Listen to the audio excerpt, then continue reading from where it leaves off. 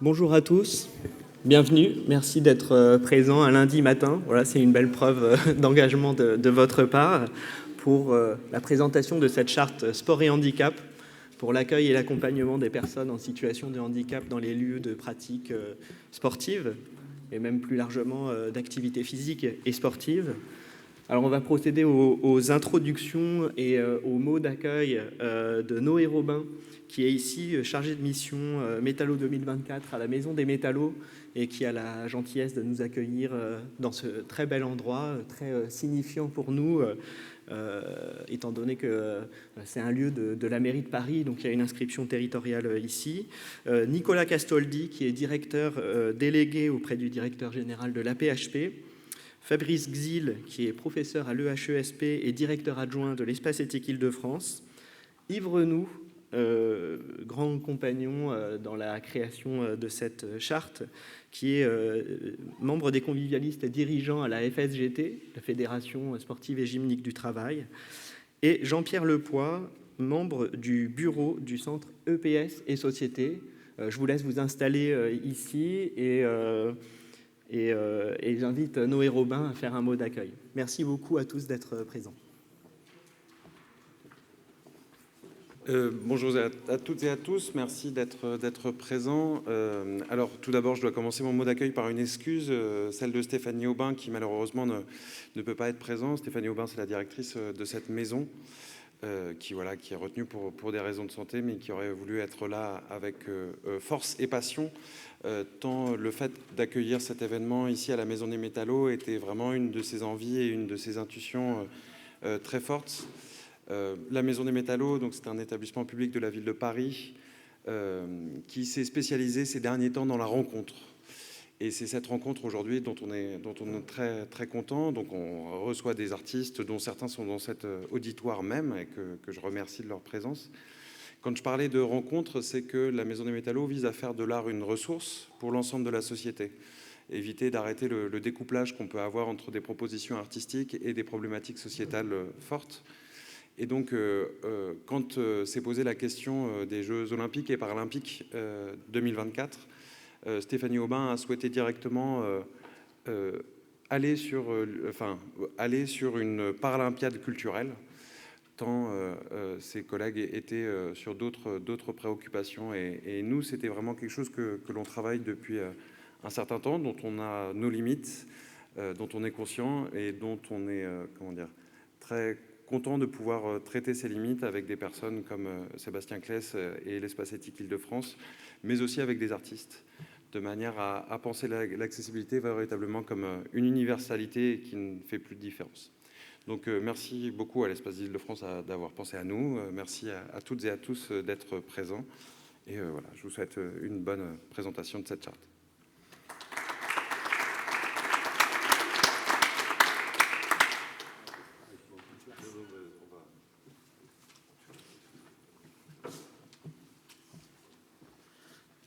Bonjour à tous. Merci à la Maison des Métallos de nous accueillir. Je partage le sentiment exprimé par Sébastien, être là un lundi matin à 9h, c'est un signe d'engagement. Vous dire que on est à l'Espace Éthique Île-de-France avec Fabrice et Espace Éthique au sein duquel la PHP est très engagée. Très heureux de cet événement, de ce moment partagé, de ce travail sur la charte qui aboutit à un moment finalement très intéressant, ou un moment qui est bien trouvé, puisqu'on voit un peu plus loin ailleurs dans le monde un événement sportif qui démarre et qui est peut-être en creux ce qu'on voudrait ne pas faire, ou ce qu'on voudrait faire différemment, ce qui, je trouve, nous invite tous à réfléchir à la manière de faire d'événements marquants internationaux comme les Jeux, des moments qui soient des moments de partage authentique et pas que des moments de spectacle du sport, même si le spectacle du sport a des vertus et aussi quelque chose qui peut créer de la cohésion, de la rencontre. Je ne suis pas un grand spécialiste ni du sport ni du handicap. Ce que je sais en revanche, pour l'avoir lu il y a quelque temps dans un ouvrage d'Isabelle Queval qui est extrêmement suggestif, c'est qu'au fond, le sport, ça se travaille ou ça se lit comme expérience personnelle, comme expérience individuelle, comme rapport de soi à soi, selon une polarité qui est une polarité intéressante. Dans le sport, on peut à la fois s'accomplir et se dépasser. Et cette polarité entre l'accomplissement et le dépassement, entre une pratique du sport qui est au fond tournée vers soi et qui permet de se retrouver ou de se construire, et puis un sport qui est potentiellement aussi quelque chose qui est dans l'excès, dans le dépassement, dans la performance, qui est dans cette polarité-là. Il y a quelque chose qui est une expérience humaine d'une très grande richesse, d'une très grande force, et elle est un double titre. Elle l'est d'abord parce qu'elle fonde un partage possible avec d'autres, et puis elle l'est aussi parce qu'elle construit cette relation qu'on peut avoir avec soi-même. Et derrière ça, elle nous ouvre à une double compréhension de ce qu'est le rapport de l'individu, et chacun de nous en est un, de l'individu à sa propre nature. Cette nature, c'est à la fois ce qu'on retrouve en soi, ce qu'on construit, ce qui est nous-mêmes, ce nous-mêmes qu'on élabore peu à peu, qu'on sent, qu'on retrouve aussi d'un côté. Et puis de l'autre, c'est quelque chose qu'on va excéder, qu'on va dépasser, qu'on va construire. Et cette tension-là, elle est non seulement une tension constitutive du sport, elle ouvre un horizon qui est l'horizon de la pratique, l'horizon de l'action, l'horizon de la manière dont on se fait à la fois individuellement et collectivement. Tout ça pour dire que cette idée que la pratique sportive soit quelque chose qui n'est pas simplement quelque chose aux marges, quelque chose qu'il faudrait ouvrir ou rendre accessible à tous comme quelque chose de plus, mais bien quelque chose qui est une expérience profonde, existentielle, et qu'on a envie de partager, les uns avec les autres dans toutes les configurations. Cette idée-là, c'est vraiment une très belle idée. C'est une idée qui participe de cet exercice collectif de construction de soi et de construction du social. Et je trouve que voilà, dans ce double mouvement où, encore une fois, on se retrouve, on retrouve les autres, on se construit, on construit les autres, on construit le social, il y a quelque chose qui est extrêmement inspirant et qui est un peu la base profonde de cette charte. Cette charte, je veux le dire pour terminer, je laisserai la parole à Fabrice qui la glosera bien mieux que moi, mais je l'ai parcouru, j'ai trouvé que c'était vraiment un document qui était à la fois beau et lumineux. Lumineux parce qu'il dit les choses de manière extrêmement claire et extrêmement simple, voilà, qu'il expose dans des termes parfaitement trouvés, sans complexité excessive, sans poser. Il expose une ambition, une volonté d'ouverture au sens plein et entier, de partage au sens plein et entier. Elle dit les choses simplement, elle dit les choses efficacement. C'est vraiment un très très beau document. Et donc je voudrais terminer en adressant mes félicitations, mais profondes et sincères, à tous ceux qui ont travaillé pour élaborer ce texte, parce que la beauté de l'évidence, ça demande en général beaucoup de travail. Donc bravo à tous ceux qui ont su retrouver cette force dans ce texte. Et j'espère qu'il aura une belle et grande vie. On a maintenant un peu de temps devant nous pour lui donner toute sa portée dans les semaines et les mois qui viennent, en vue des Jeux et au-delà des Jeux.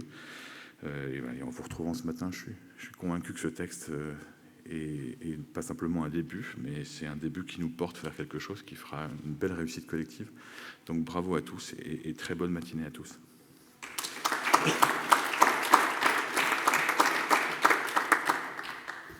Bonjour à toutes et à tous, je suis Fabrice Xil, directeur adjoint de l'Espace Éthique Île-de-France. Je vais être très bref, simplement vous dire à quel point l'Espace Éthique Île-de-France est heureux d'avoir contribué activement à cette charte, à avoir créé les conditions pour qu'elle soit sous une présentation agréable et lisible. Saluer l'engagement de Sébastien Claes à l'Espace Éthique qui a coordonné le collectif Sport en commun.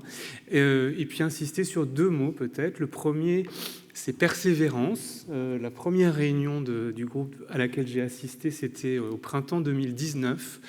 Donc cette charte, elle a traversé la crise sanitaire, elle n'a pas été abandonnée, elle a été reprise, remise sur le métier, et avec opiniâtreté, vous êtes allé au bout, et je pense que il faut le saluer, cette opiniâtreté, cette persévérance. Et le deuxième mot, évidemment, mais il a déjà été prononcé, c'est universel. Bien sûr, les Jeux, c'est universel au sens où tous les pays du monde se réunissent en un endroit, où les grands sportifs d'un pays du monde se retrouvent en un endroit, et ça crée une forme d'universel. Mais je trouve que cette charte, elle nous rappelle aussi un sens plus profond d'universel. C'est cet universel de l'humain, de l'humanité, en dépit de de la diversité des formes de vie, ou grâce à la diversité des formes de vie. Et je trouve que retrouver cet universel-là et y insister, c'est vraiment une valeur éthique très très forte, une valeur humaine très très forte qui justifie à elle seule que l'espace éthique soit fortement associé à cette action. Je vous remercie.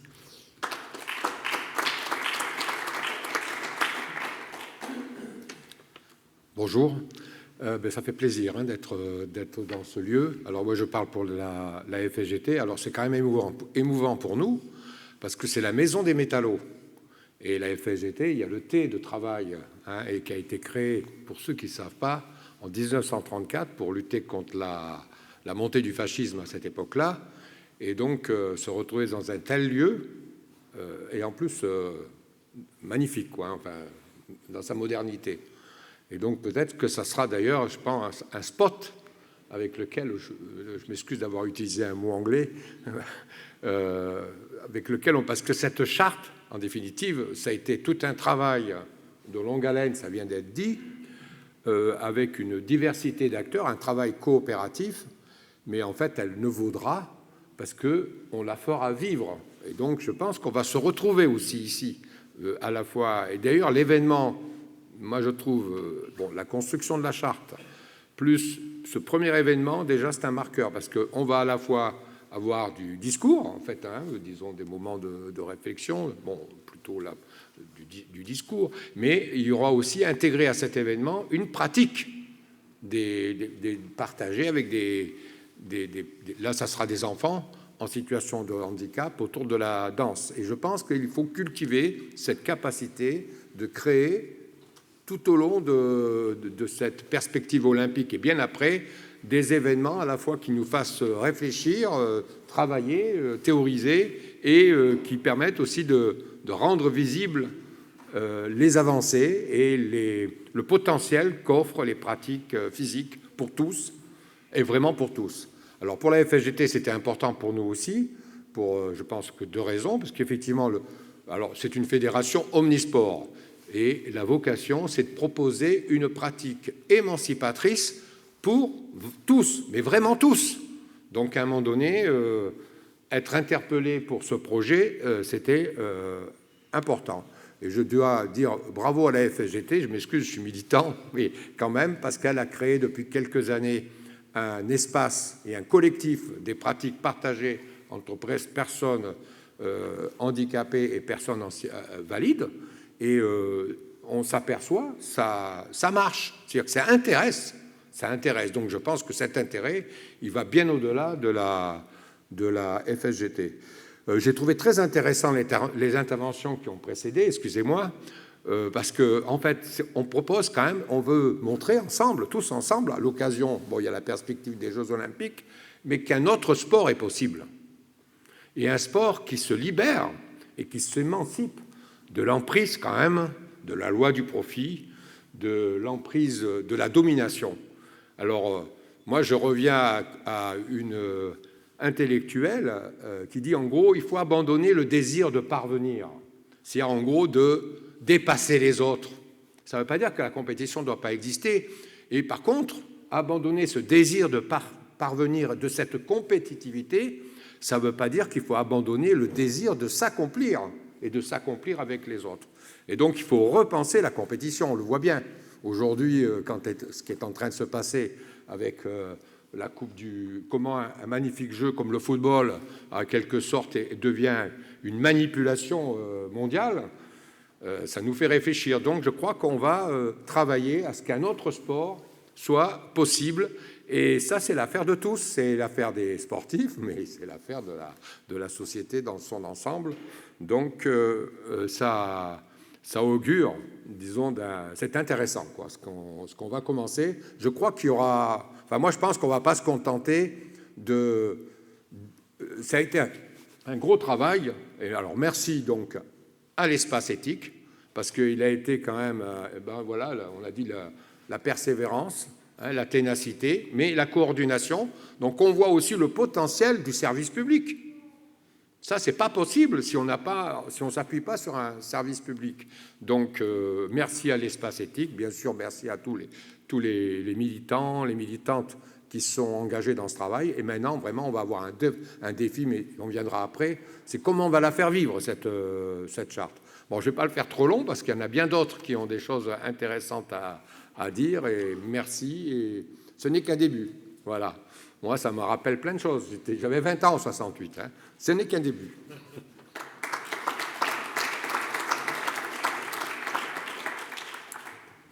Bonjour à tous. Moi, je suis ici au titre de l'éducation physique.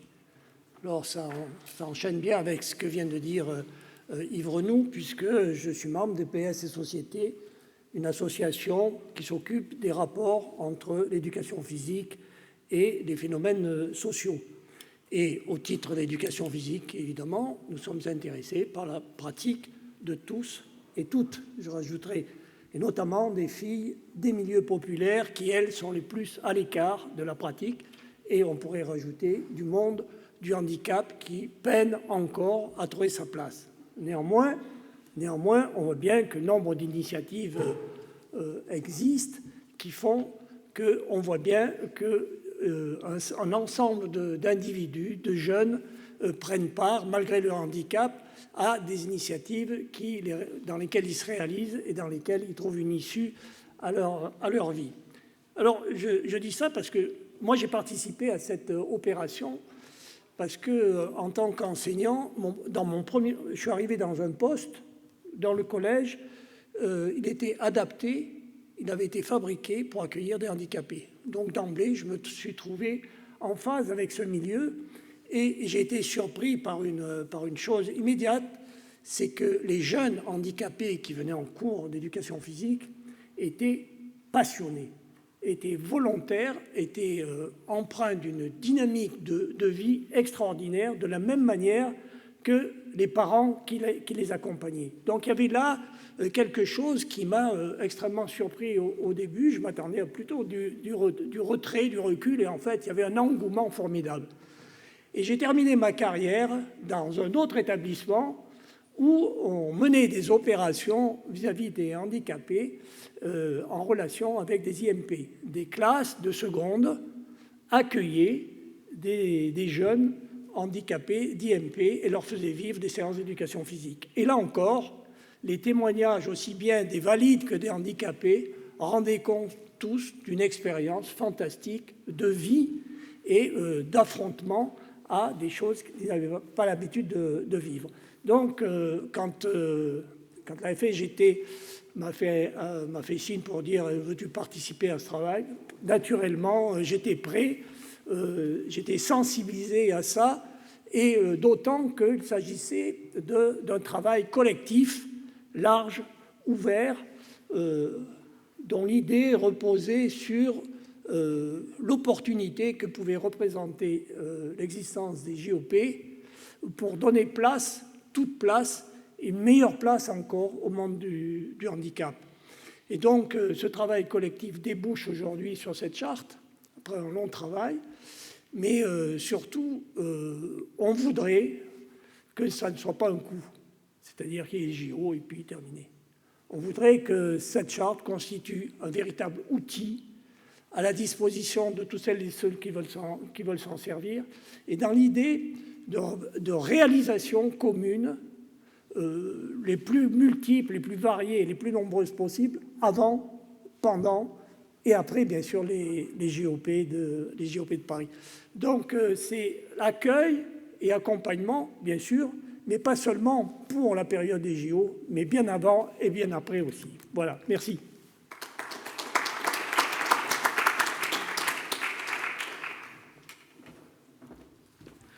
Alors, merci beaucoup de ces belles introductions. Donc, on voit effectivement que le rôle de notre charte est de pousser un message, mais aussi de modifier les pratiques en vue des Jeux Olympiques, mais surtout aussi dans la pérennité, dans l'héritage des Jeux Olympiques. Alors, pourquoi avoir fait finalement une charte? Pourquoi avoir travaillé sur ce format de la charte? On aurait pu travailler sur différents types de documents, sur d'autres types d'événements. On s'est dit que la charte était un bon moyen, puisque finalement, c'est pas une fin en soi, de dire voilà, il faut respecter l'autonomie, il faut donner confiance, il faut être dans une logique non peut-être pas de performance, mais d'opposition féconde, parce que dans le sport, il y a toujours une logique d'opposition, parfois entre deux équipes, ou de performance individuelle. Mais comment rendre cette opposition-là féconde, par exemple dans le sport partagé? Et finalement, une charte, c'est un point de départ en termes de réflexion. Vous pouvez prendre la charte et regarder un article sur l'autonomie et se dire, ben voilà, comment, moi, dans mon cours d'EPS, comment, dans mon établissement médico-social, comment, dans mon club sportif de proximité, est-ce que je respecte l'autonomie des personnes? Comment je les fais participer? Comment je leur donne confiance en elles? Comment je peux les accompagner dans la pratique? Comment est-ce que je peux les accompagner dans la performance? Si leur volonté, c'est de se dépasser. Peut-être que leur volonté, ce n'est pas de se dépasser, mais c'est le lien social, c'est l'amitié qui peut se créer dans une idée de loisir. Donc il y a différentes dimensions du sport. On a essayé d'intégrer ces différentes dimensions dans cette charte. Et donc cette charte, si vous la prenez, vous l'ouvrez, et c'est en fait un monde de réflexion qui va pouvoir s'ouvrir à vous, mais de réflexion incarnée sur le terrain. Voilà. Ce n'est pas une fin en soi de se dire oui, j'ai bien lu toute la charte, je respecte toutes les règles, tout est bon pour moi. Mais c'est à chaque personne, comment est-ce que je respecte l'autonomie de cette personne? Comment est-ce qu'on va plus loin dans l'accompagnement de cette personne, etc. Donc on est vraiment dans cette démarche. Et aujourd'hui, je pense aussi à Charles Rosoy qui parraine la charte, qui n'a pas pu être malheureusement parmi nous, mais qui nous accompagne et qui va encore nous accompagner. Et puis à d'autres personnes qui ne peuvent pas être présentes aujourd'hui parce qu'elles sont soit pas dans la région parisienne, soit ont des rendez-vous importants, comme Jean-Pierre Garel, Cyril d'Orléans, qui sont des enseignants d'EPS et des chercheurs aussi en STAPS, et puis bien d'autres qui nous ont accompagnés dans cette démarche et auxquels on pense aussi aujourd'hui, qui font partie de l'équipe.